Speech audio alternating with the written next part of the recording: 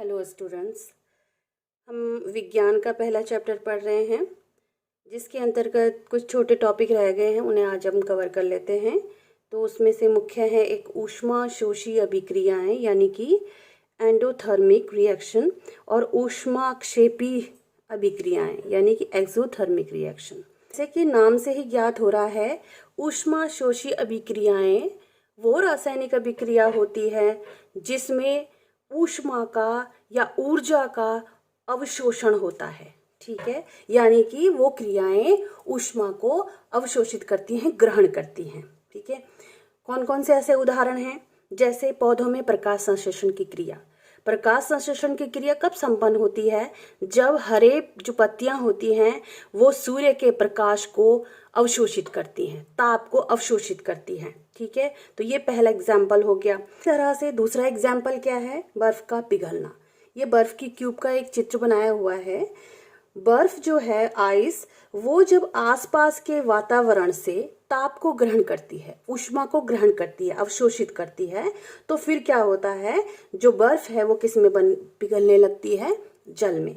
इसी तरह से जो साधारण जल है सामान्य ताप पर, वो वाष्पीकृत कब होने लगता है? जब उसे आसपास के वातावरण से गर्मी दी जाती है। या तो इसे खुद डायरेक्ट फ्लेम पर रखा जाएगा, आग में रखा जाएगा, या फिर ये आसपास के वातावरण से भी जो है वो ताप को अवशोषित कर इसे किस में बदल देती है? वाष्प में बदल देती है। और तीसरा है कि यहाँ पे एग्जाम्पल चित्र तो बनाया है अंडा पकाने का, कि अंडे का पकना भी, इस क्रिया में भी क्या हो रहा है? अवशोषण हो रहा है ऊष्मा का। बिल्कुल तभी पकता है खाना जब उसमें क्या की जाती है? ऊष्मा दी जाती है, उसे गर्म किया जाता है। तो मतलब कोई भी एग्जाम्पल हो कुकिंग का, कि खाना बनना, चावल, पानी उबलना, या फिर केक बेक होना। ठीक है, ये सारे जो एग्जाम्पल हैं ये कौन से हैं? ऊष्माशोषी अभिक्रिया के।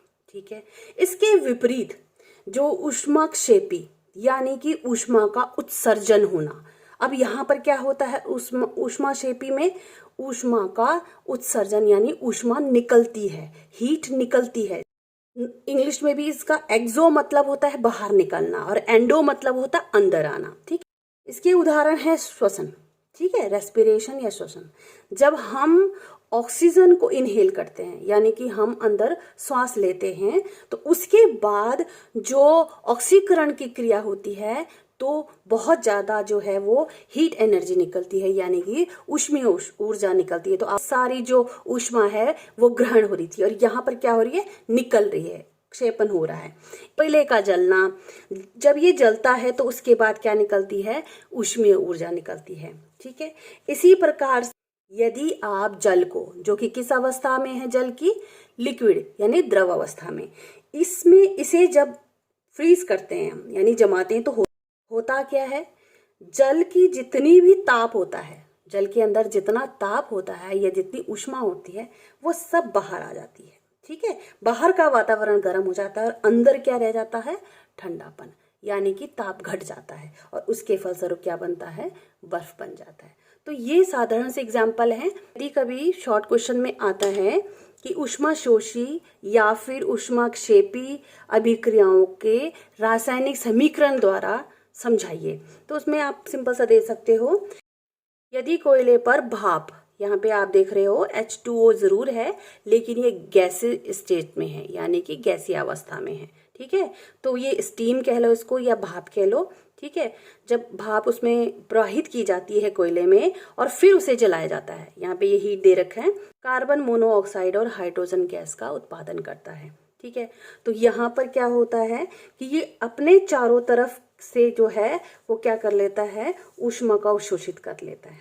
ठीक है, तो क्रिया के बाद, क्रिया से पहले नहीं, क्रिया के बाद जो है, जो अंदर का वातावरण है इस बीकर का, वो क्या हो जाता है? गर्म हो जाता है, क्योंकि इसने अवशोषण कर लिया, और इसके चारों तरफ का जो वातावरण की ताप है वो कुछ समय के लिए क्या होता है? कम होता है। और इसके दूसरी तरफ कैल्शियम ऑक्साइड या क्विक लाइम, जो चूना पत्थर होता है, कभी घरों में जो सफेदी होती है, ठीक ठीक है ना, व्हाइट वॉश होता है। तो पहले के टाइम में जब तक इतना एडवांस नहीं था, ये क्विक लाइम को ही जो है वो सफेदी के रूप में इस्तेमाल किया जाता था। जब भी कैल्शियम ऑक्साइड को यानी चूना पत्थर को जब इस पानी में डाला जाता था, ये बुलबुलों के साथ बहुत ज़्यादा ऊष्मा जो है वो उत्सर्जित करता था, जिससे कि जिस बर्तन में इसको डाला जाता था वो क्या हो जाता था, अगर वो धातु का नहीं बना है, कांच का बना है या प्लास्टिक में आपने उसको घोल दिया, तो वो क्या कर देता था पूरा। यदि उस समय जब ये क्रिया संपन्न हो रही है, ठीक है, और हीट जो है यानी ऊष्मा जो है वो उत्सर्जित हो रही है, तो कोई यदि उस घोल में हाथ डाल देता था तो वो भी जल जाता था। मतलब बहुत ज़्यादा रिस्की था। ठीक है, तो कुछ समय के बाद क्या होता है, पहले तो जो बर्तन है उसके अंदर का जो तापमान है वो बहुत ज़्यादा होता है, ठीक है, और जो वातावरण का होता है वो कम होता है। लेकिन क्रिया के बाद जो है बीकर के अंदर या बर्तन के अंदर का जो तापमान है वो ठंडा होता था और बाहर का ज़्यादा होता था। वो किस कारण से होता था, क्योंकि जो ऊष्मा थी उसके अंदर वो सारी बाहर निकल चुकी थी। अगर जब क्रिया हो रही है, यानी कि जब अभिकारक, यहाँ पे कार्बन और भाप जो है वो आपस में संयोग करती है, किसकी उपस्थिति में, ताप की, तब रासायनिक ऊर्जा या ऊष्मीय ऊर्जा जो है वो कम होती है।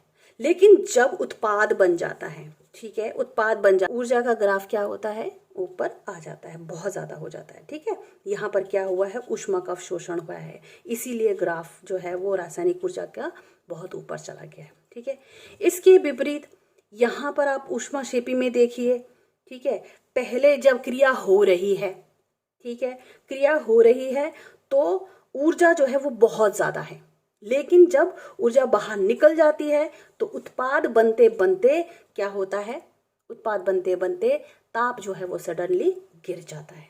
जिन क्रियाओं में ऊष्मा का या ऊर्जा का उत्सर्जन होता है, निकास होता है, ठीक है, हमेशा ऊष्मा निकलती है, तो वो कौन सी कहलाती है, ऊष्माक्षेपी अभिक्रिया कहलाती है।